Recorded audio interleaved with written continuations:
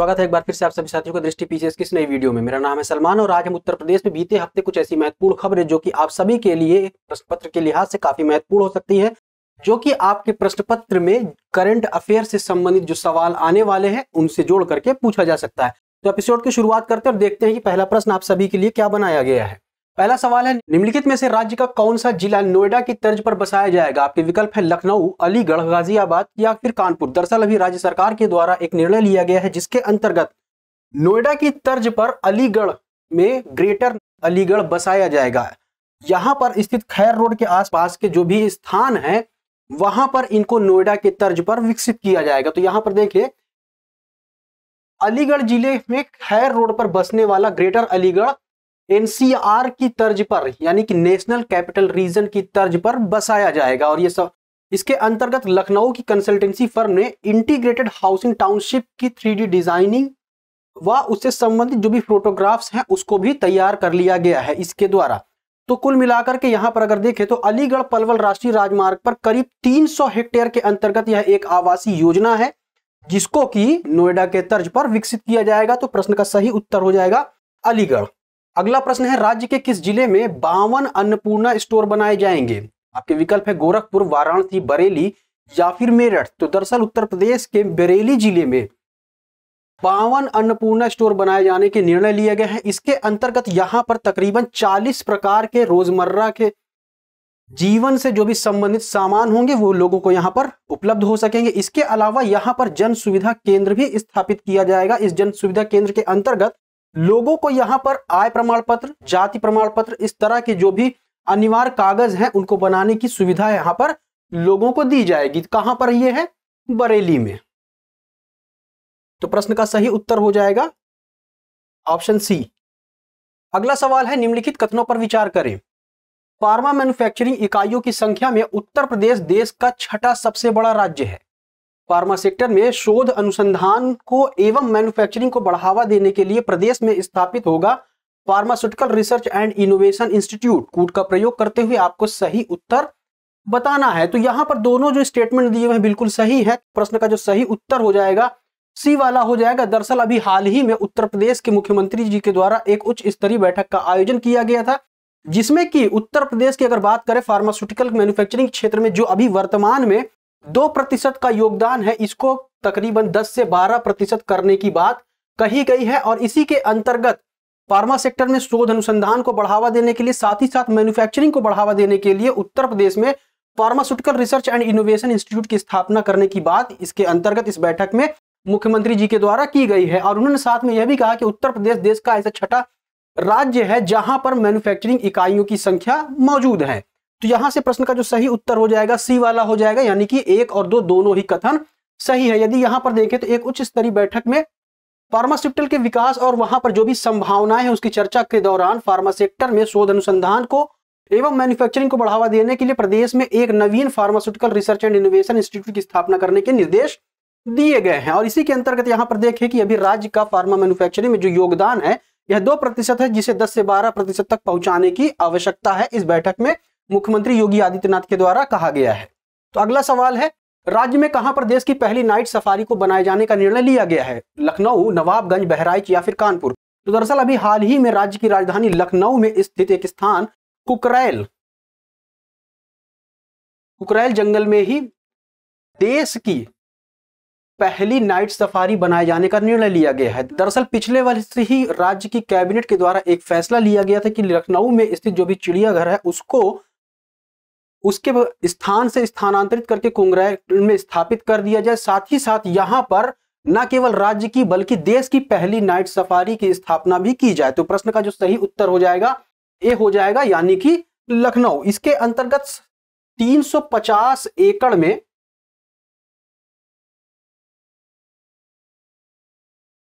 यह night safari स्थापित की जाएगी और इसी के अंतर्गत यहां पर 150 एकड़ में प्राणी उद्यान की भी स्थापना की जाएगी।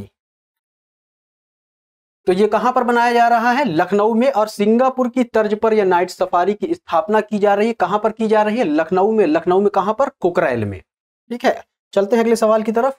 सवाल बनाया गया, हाल ही में आयोजित राज्य नगर निकाय चुनाव में सर्वाधिक मत पाने वाला या वाली पार्षद निम्नलिखित में से कौन है? आपके विकल्प है अंजना गुप्ता, विजय वैश्य, अभिलाषा नंदी गुप्ता, गोविंद नारायण सिंह। तो दरअसल अभी हाल ही में उत्तर प्रदेश में आप सभी को पता होगा कि निकाय चुनाव का आयोजन किया गया था, निकाय चुनाव आयोजित किए गए थे जिसके रिजल्ट आ गए हैं। तो इसके अंतर्गत जो सर्वाधिक मत पाने वाली जो भी पार्षद हैं उसमें अंजना गुप्ता का नाम आया है। इन्होंने तकरीबन 93% तक मत हासिल किया है। यहां पर देखिए ये भाजपा पार्टी की नवनिर्वाचित पार्षद हैं अंजना गुप्ता। इन्होंने 92.76% मत हासिल कर प्रदेश में पहला स्थान प्राप्त किया है। साथ ही ये रहने वाली कहां की है, तो यह उत्तर प्रदेश के अलीगढ़ जिले की रहने वाली है। और यहां पर एक रिकॉर्ड यह भी बना है कि उत्तर प्रदेश नगर निकाय चुनाव में सबसे अधिक मत प्रतिशत हासिल करने का रिकॉर्ड अलीगढ़ में बना है। यानी कि अलीगढ़ जिले में जो नगर निकाय से संबंधित चुनाव आयोजित किए गए थे यहां पर सबसे ज्यादा मत पड़े हैं। अगला सवाल है मनरेगा के तहत चालू वित्तीय वर्ष 2023-24 में राज्य के गांवों में कितने खेल के मैदान बनाए जाने का लक्ष्य रखा गया है। आपके विकल्प है 1458, 2458, 5458 या फिर 6458। तो दरअसल वित्तीय वर्ष 2023-24 में राज्य के गांवों में 6458 खेल के मैदान बनाए जाने का लक्ष्य रखा गया है। और इन खेल के मैदानों को मनरेगा पार्क के तहत स्थापित किया जाएगा जहां पर बच्चों और बुजुर्गों को टहलने की भी सुविधा उपलब्ध होगी। तो यहां से प्रश्न का जो सही उत्तर हो जाएगा डी हो जाएगा। और यहां पर आपको बता दें कि उत्तर प्रदेश राज्य में वर्ष 2017-18 से लेकर के वित्तीय वर्ष 2022-23 तक तकरीबन 5 सालों में 23,576 खेल के मैदान व मनरेगा पार्क बनाए गए हैं। तो यहां पर आप देखें तो इसमें जो भी खर्च आया है वो 852 करोड़ रुपए का खर्च भी आया है। तो यहां पर अगर बात करें जो चालू वित्तीय वर्ष है 23-24 में जो संबंधित सवाल पूछा गया है 6458 खेल के मैदान बनाए जाने का लक्ष्य रखा गया है। चलते हैं आगे की तरफ। अगला सवाल देखने से पहले आप सभी के लिए एक सूचना है। सूचना यह है कि जैसा कि आप सभी को पता है कि उत्तर प्रदेश लोक सेवा आयोग द्वारा जो भी प्रीलिम्स की परीक्षा थी वह आयोजित हो चुकी है और इसका रिजल्ट भी बहुत जल्द आ जाएगा। इसके बाद मेंस की परीक्षाएं होंगी। तो इसी को ध्यान में रखते हुए दृष्टि संस्थान की ओर से ऑनलाइन मोड पर दृष्टि लर्निंग ऐप के माध्यम से परिवर्तित पाठ्यक्रम के अनुसार मेंस की कक्षाएं शुरू कर दी गई हैं। और ये कक्षाएं जो है ऑनलाइन मोड पर होंगी। इसमें क्या सुविधाएं आप सभी को दी जाएंगी आप सभी यहां पर देख सकते हैं। तो इसमें जुड़ने के लिए इससे संबंधित कोई जानकारी आप चाहते हैं, पाठ्यक्रम से संबंधित कोई जानकारी चाहते हैं या कोई अन्य भी क्वेरी हो सकती है आपकी, तो इस दिए गए संपर्क नंबर पर आप कॉल करके अपनी जानकारी प्राप्त कर सकते हैं। साथ ही साथ दृष्टि संस्थान के साथ जुड़ करके इसमें प्रवेश लेकर के अपनी तैयारी को और भी बेहतर तरीके से आगे बढ़ा सकते हैं। चलिए बात करते हैं अगले प्रश्न पर। सवाल बनाया है ग्रामीण परिवारों को सबसे अधिक नल कनेक्शन देने में निम्नलिखित में से किस राज्य को पछाड़ते हुए उत्तर प्रदेश दूसरा राज्य बन गया है। आपके विकल्प है महाराष्ट्र, केरल, कर्नाटक या तमिलनाडु।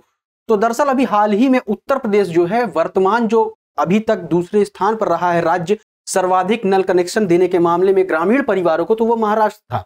और इसी को पछाड़ते हुए उत्तर प्रदेश ने दूसरा स्थान प्राप्त कर लिया है। और इसकी मंशा ऐसी है कि यह जो प्रथम स्थान पर अभी है ग्रामीण परिवारों में सर्वाधिक नल कनेक्शन देने के मामले में जो राज्य है वह बिहार है। तो इसको भी पछाड़ करके पहले पायदान पर पहुंचने का लक्ष्य उत्तर प्रदेश की तरफ से रखा गया है। तो प्रश्न का सही उत्तर हो जाएगा महाराष्ट्र हो जाएगा। यहां पर अगर कुछ तथ्यात्मक बातों को हम देखने का प्रयास करें तो मुख्य रूप से हम देखें तो यहां पर सबसे पहले महाराष्ट्र को पछाड़ते हुए सर्वाधिक नल कनेक्शन देने के मामले में यह दूसरा राज्य बन गया है। इसी के अंतर्गत राज्य की बात करें तो प्रतिदिन 40,000 से अधिक नल कनेक्शन दिए जा रहे हैं। और ये जो नल कनेक्शन दिए जा रहे हैं राज्य में एक योजना के अंतर्गत दिए जा रहे हैं, नल से जल की आपूर्ति योजना के अंतर्गत यह कनेक्शन दिए गए हैं। और इसी योजना के अंतर्गत यह नया मुकाम हासिल हुआ है, यानी कि महाराष्ट्र को पछाड़ते हुए उत्तर प्रदेश ने दूसरा स्थान प्राप्त कर लिया है। तो पहले पायदान पर कौन है अगर उसकी हम बात करें तो यह बिहार है।